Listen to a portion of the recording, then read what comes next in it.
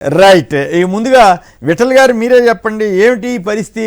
మీ మిత్రుడేమో ఇట్లా తిడుతున్నాడు, రిజర్వేషన్లకు ఆయన అనుకూలం, మీరేమో ఇప్పుడు కలుపుకున్నారు. ఇక్కడ తెలంగాణలో టీడీపీను జనసేన మరి మీకు మద్దతు ఇస్తున్నాయో లేదో తెలీదు, అక్కడ మాత్రం కలిశారు.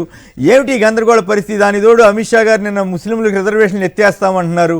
అలాగే ఈ 14 సీట్లు 12 సీట్లు గెలవాలని టార్గెట్ పెట్టారు. అలాగే కాంగ్రెస్ బీఆర్ఎస్ని కలిపి మాట్లాడారు, బాగానే ఉంది.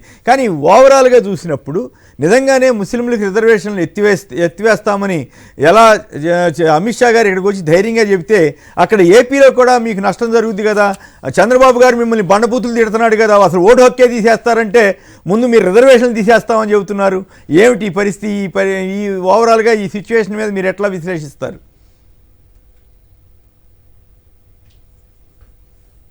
విఠల్ గారు మ్యూట్లో ఉన్నారు, దయచేసి మ్యూట్ తీయండి.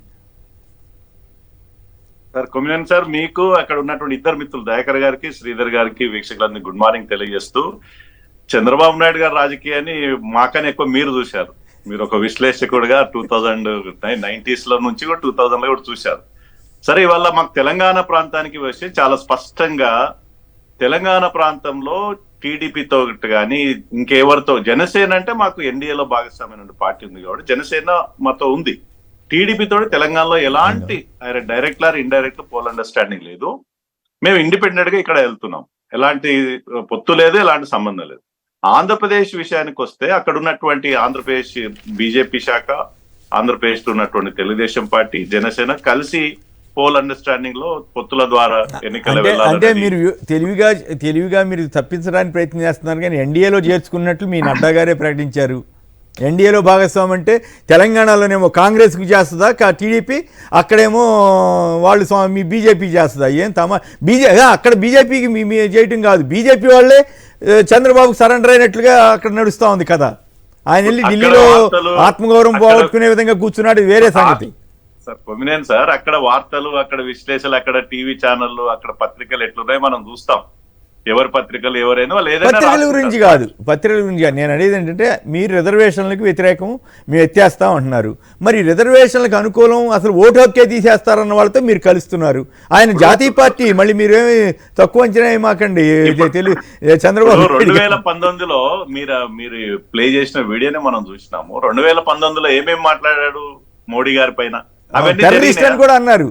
అయినా కూడా మా బోటాలను బాధపడ్డాం, నేమాట కామాట మా బోటాలను బాధపడ్డాం. కానీ మీ బీజేపీ నాయకులే అంటే అన్నాళ్లే మా టెర్రరిస్టేగా అన్నట్లుగా ఇప్పుడు సర్దుకుంటున్నారు. అది విచిత్రం. ఇప్పుడు సార్, ఇప్పుడు ఆయన చంద్రబాబు నాయుడు గారు అన్న మాటలు ఇవాళ నిజమేనయ్యా? ఇవాళ గత 10 సంవత్సరాలు 2014 నుంచి 2024లో ఉన్నాం. ఇవాళ 10 సంవత్సరాల్లో ఎక్కడైనా దేశంలో టెర్రరిస్ట్ యాక్టివిటీస్ పెరిగినాయా? టెర్రరిస్ట్ యాక్టివిటీస్ పెరగడం కాదు, మోడీ గారినే టెర్రరిస్ట్ అన్నాడండి బాబు. మళ్ళీ ఆ వీడియో కూడా వేస్తే టైం ఎక్కువ అవుద్దని ఎన్ని అంటారు సార్, వాళ్ళు ప్రజలు తెలుసుకుంటారు కదా. రాజకీయాల వాళ్ళు ఏమైనా మాట్లాడతారు, మోడీ గారు ఎవరు మాట్లాడారు? చంద్రబాబు నాయుడు గారు మాట్లాడారు. అవకాశ రాజకీయాల కోసం ఒకప్పుడు ఎన్డీఏలో ఉన్నారు, తర్వాత బయటికి వెళ్ళి నష్టపోయినని ఇప్పుడు బహుశా ఆయన కనిపించిందేమో, నేను నష్టపోయిన బీజేపీ తోడు దూరమై మళ్ళీ పొత్తుల ప్రయత్నం చేసిండు. ఆయన ఏకపక్ష ప్రయత్నం మా ద్వారా కాదు, ఆ రాష్ట్ర శాఖ అక్కడ నుంచి కేంద్రానికి ప్రతిపది ఇవ్వడం ద్వారా పొత్తుల అండర్స్టాండింగ్ అనేది ఆంధ్రప్రదేశ్ రాజకీయాల్లో జరుగుతా ఉంది. సో బాగా తెలంగాణ విషయాన్ని రాజకీయాలకు వస్తే ఎట్టి పరిస్థితుల్లో తెలుగుదేశం పార్టీతో గానీ, లేదా తెలుగుదేశం పార్టీ ఇక్కడ ఉన్నటువంటి అండర్స్టాండింగ్ ఎలాంటి అండర్స్టాండింగ్ లేదు. మేము ఇండిపెండెంట్ గా వెళ్తున్నామో చాలా స్పష్టంగా గతంలో చెప్పినాం, ఇప్పుడు చెప్తున్నాం. ముస్లిం రిజర్వేషన్ విషయానికి వస్తే మతపరమైన రిజర్వేషన్స్ అనేది రాజ్యాంగం ఒప్పుకోదు. మనందరికి తెలుసు, అంబేద్కర్ గారు రాసిచ్చినట్టు రాజ్యాంగం.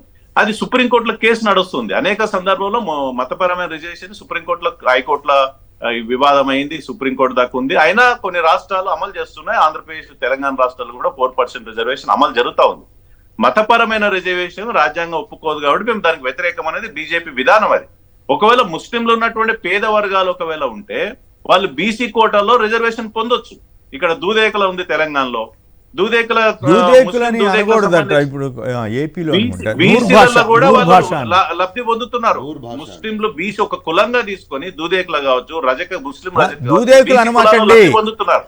వారికి మళ్ళీ విఠల్ గారు రిజర్వేషన్ ఇవ్వాల్సి లేదనేది విఠల్ గారు దూదేకులు అన్న పదం వాడొద్దు, దయచేసి నూర్ భాష అని వాడండి. నూర్ భాష వాటారు తెలంగాణలో దూదేకులు అంటారు. బహుశా లేదు ఎక్కడ కూడా వాడకుంటే మర్యాద కదా, వాళ్ళు ఫీల్ మంచిదే, అవుతుంది. మంచి సంతోషం సార్. ఇప్పుడు అధికారికంగా జీవోలో ఏ పదం ఉందో దాన్ని మనం వాడుకలో తీసుకుందాము.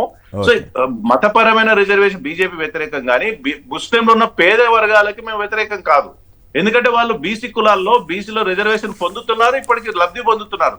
రెండు రకాల రిజర్వేషన్స్ ఎందుకనేది బీజేపీ వాదన. కాబట్టి 4% రిజర్వేషన్ ఏదైతే ఆయా రాష్ట్రాలు ఇస్తున్నో అది కేంద్రం సుప్రీంకోర్టు తెలుస్తుంది. సుప్రీంకోర్టు డైరెక్షన్ ప్రకారం కేంద్రం నిర్ణయం తీసుకుంటుంది.